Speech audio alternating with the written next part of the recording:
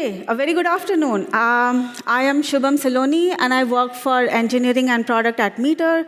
Prior to Meter, I was with Aruba and Broadcom, so I've spent a decade building Wi-Fi products.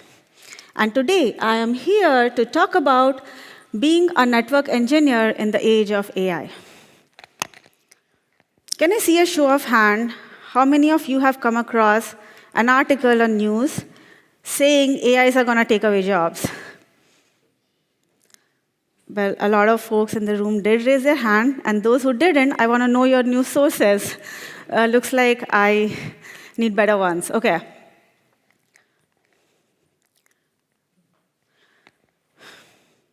The fear of unknown is very human, and knowledge dispels fear. Well, good news for us is that we are all engineers, and we love to learn. And for any non-engineers in the crowd today, just because you showed up at WLPC, give yourself a pat in the back, because you are committed to learning. So, let's just demystify the news, and this theme is not new. Through the 1900s, 2000s, and the last screenshot was just done today, we have seen similar themed news.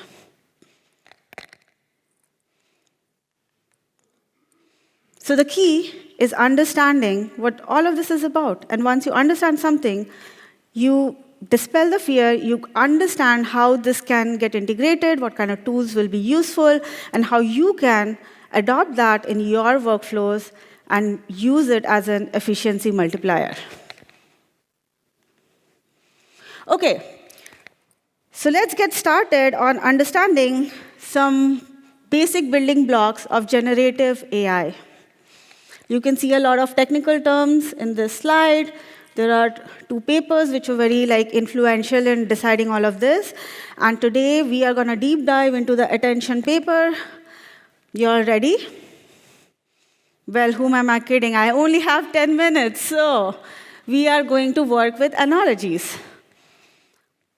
Thanks to Keith for sharing the resources. Analogies really work well with technical audience. So here we go.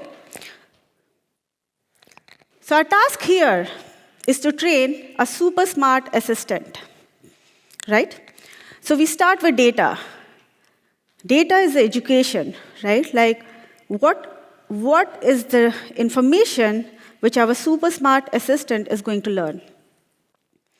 The quality of data determines the quality of education they'll have. The more diverse and rich set the data has, the better quality we'll have. If the data is biased, we'll have a very biased assistant. So that's the education bit. What does get educated, right? Where does that education get stored? It's the brain. And that's what the transformer architecture is. It's about creating brains, which are just not machines which can mimic or remember rules and just work with memorization. These are machines which can create links, can think and create for themselves. So the transformer architecture in generative AI helps create brains. Brains train on the data sets, which is all this information. And the combination of that is what is called models. So now you have a model, which is a brain trained on the education, which is an educated model, which is equivalent to a graduate student. You can consider that. The most smart student or a human still needs memory. And that's where embeddings come into place. That's just a mechanism for how you store the data, retrieve it faster, and all of that.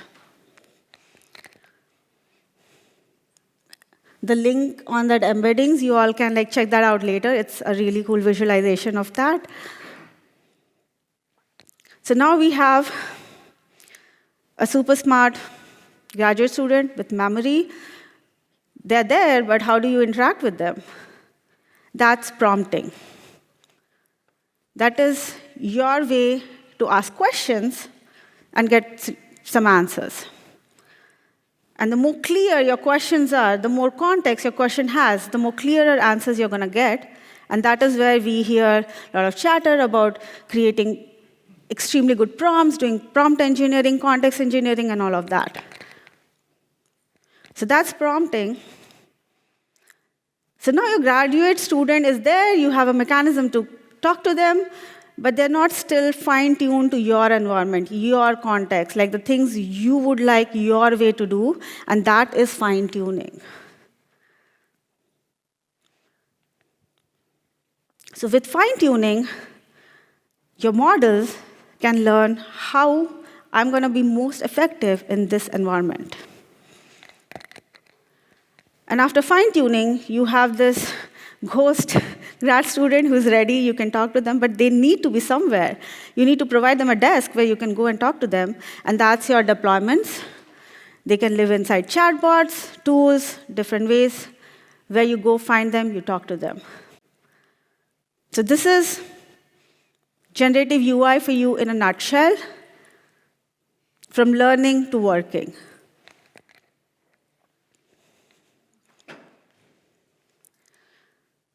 So if you did understand the analogy, there are two key things I want to highlight. So we do have a lot of commercial LLMs, which is like having a generalist. A lot of folks can build wrapper, and you can fine-tune and prompt engineering your way into making a generalist super efficient for you. But someone who is trained in your context is going to be more effective, like a specialist. So networking needs its own model. And the other part I want to highlight is the education bit. What's the diverse set of information the generative AI was trained on? And in networking, a lot of us in the room, we all know we have come across problems which have been like, my Wi-Fi doesn't work, and it turned out to be an ISP problem, right? I can see some of you nodding.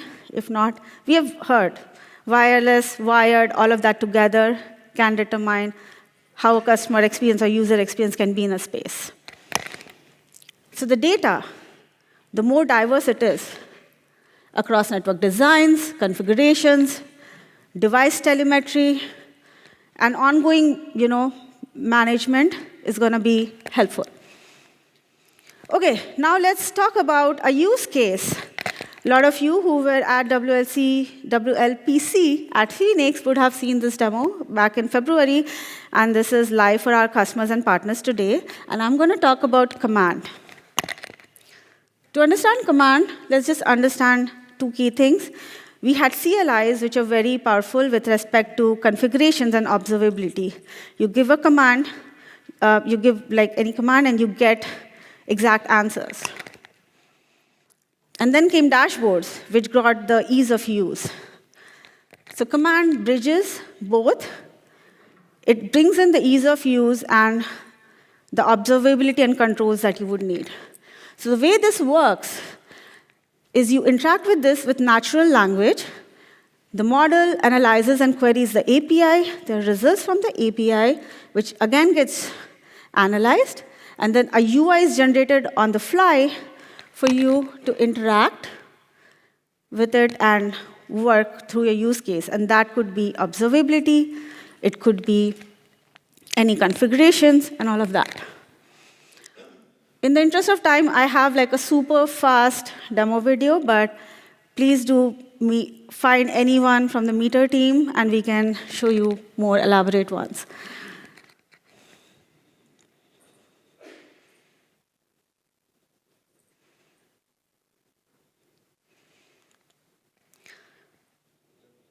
So that quick video essentially translates to how is this going to be useful. 3 points I want to highlight: advanced observability, advanced configurability, and ease of use. And all of these points somewhere fall along that. I would like to end with key takeaways. AI is here to stay. More and more vendors are going to incorporate them in their tools. The key is to understand which tools are going to be most effective for you, for your workflows, and that is going to be an efficiency multiplier for you. So thank you. There's some references over here, and we are hosting a happy hour tonight, 7:30 to 8:30. So please come if you want to check out our hardware, learn more about Command. We'll be doing some live demos. I hope to see all of you there. Thank you.